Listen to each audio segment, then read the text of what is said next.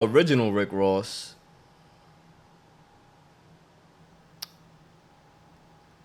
the actual drug dealer, the real drug dealer, not the correction officer, he spoke on how his name was taken from Rick Ross and how he used that name to make millions of dollars, how he tried to sue him, etc., etc.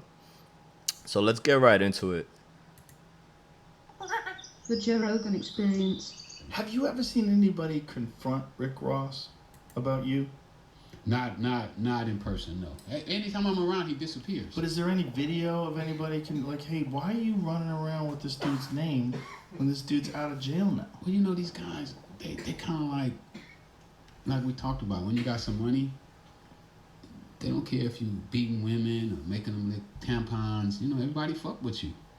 Right. So he was on top of the world at He one was a time. corrections officer. Yeah, but he was. But when he got some money, that all they forgot about he was a correctional officer. Crazy. You got gangsters, doing records with him, and people who say, "Oh, I hate snitches" and all this, but they doing records with a police officer who put handcuffs. I got letters from guys that was in jail with him when he was a correctional officer, and they told me what a shitty guy he was. That they would be shooting dice, he would take the dice and all the money, and they got extra soup. He'd take the soups Wow. and just stuff that normal officers just don't. Officers. I mean, everybody in jail got extra soups. You save your soups because it might come a time and you ain't got them, so you stack your stuff up. But most officers don't even care. Who cares about extra soup? We trying to get the dope dealers and the guys with the knives, but then you got those ones and you're like, oh, well, you got an extra pair of underwear. You going to the hole. Yeah, and that's how he was. Nah, that's different. So not only Rick Ross took his name, but he also treated inmates like shit.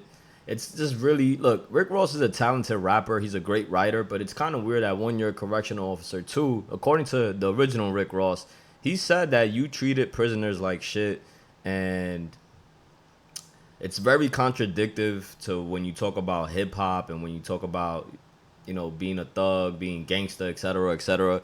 It's very hypocritical and contradictive. If Rick Ross was just to own that he was a correctional officer for X, Y, and Z because he needed money or whatever, I think we can understand that. But it's just that, and like many rappers, right? Many rappers lie in their music, and it happens.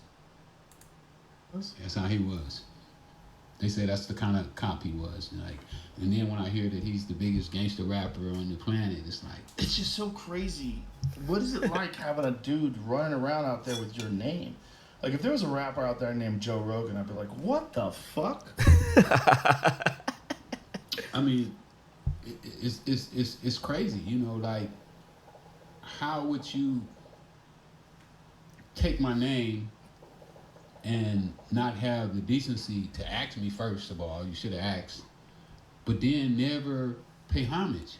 He won't even admit that he stole the name. He tells people that he invented the name. Like, how the fuck did you invent this name? Well, it's so crazy because the name was famous.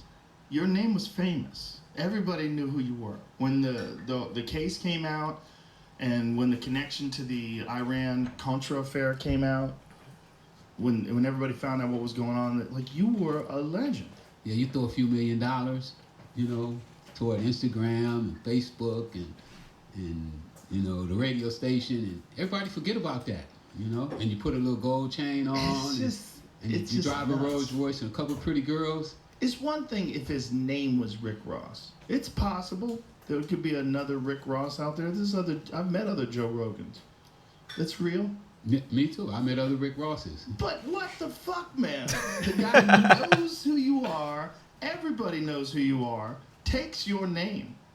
I mean, it's like, it doesn't even make sense that it's like, didn't you have a case? You had like a legal case about I lost the case. How the fuck did you lose? They say I should have filed a lawsuit. The judge got to make a technical decision. She had to make a decision, when did the public first become known of him using my name. So what she did is she picked a little radio station outside of Miami that played his record for the first time. So that was the date that the public first became known that he was using the name. So there was a statute of limitations of when you were supposed to address it? Yes. Wow. How much time? 2 years. What? Yeah, 2 years. So if we went by her time So it takes 2 years to actually trademark your name. I need to go trademark Convo with Vico then before motherfuckers take my shit. frame, I should have filed my lawsuit 5 days before I got out of jail. Oh my God, I was 5 days late. that's so crazy. But I think she would have found another reason Right. to come up with a date. Well, the record company probably would have helped, right? I mean, think about how much money they're making off of him. Oh yeah, they would have owed me. They have 15 lawyers. Oh, You know how much money they said Damn. they spent on the lawsuit? how much? $1.5 million. Wow. You know how much they offered me? How much? 0. Zero. They never come and say, "Hey man, What would you have accepted? Just to like, well, you know, Joe, my mom, we was getting evicted out of my mom's house during the time of the lawsuit.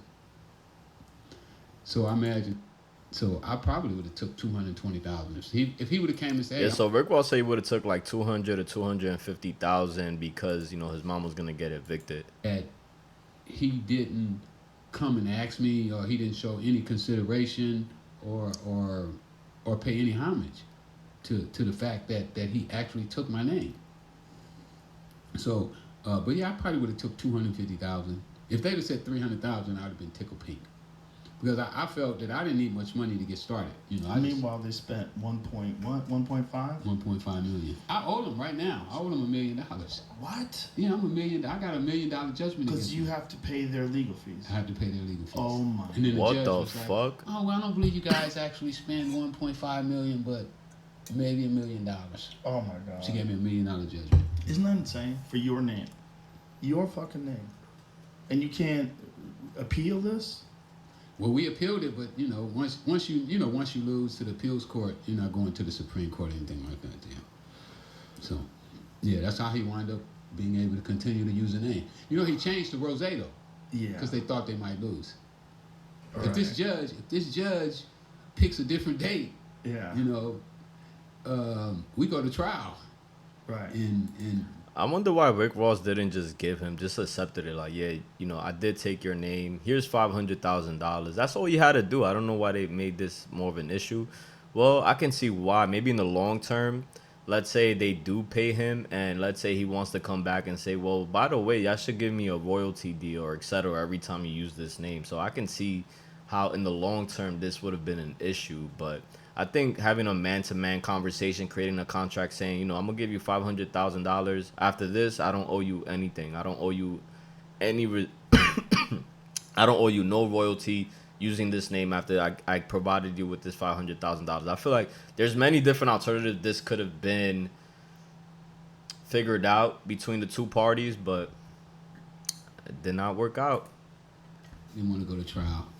I think if they went to trial, everybody in LA would have they would have hammered him. Like, you stole that name. If you'd have heard the thing that he did, because we did his deposition. We took his depo. That was the first time I ever met him in person. He wouldn't shake my hand either. Really? No, when he walked in. Yo, he's making him all sound the like an cameras, asshole. Big tables, about 12 people in the room, and he walks in, and he walks around the table, shakes everybody, including my lawyer, shakes my lawyer's hands and everybody, and I stood up to shake his hand, but I don't have no hard feelings, just give me my money. Right. So he rolls his eyes at me and walks away, turns his shoulder like, Wow.